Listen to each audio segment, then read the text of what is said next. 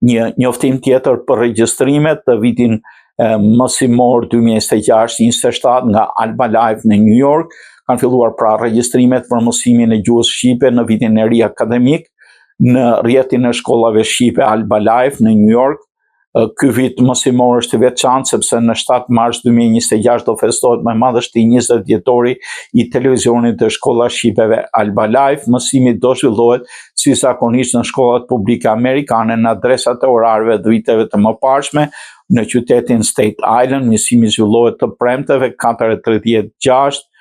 Në qytetin Brooklyn mësimi zhvillohet të premteve 4:36, në qytetin e Bronxit mësimi zhvillohet të shtunave 10:30 deri në 1.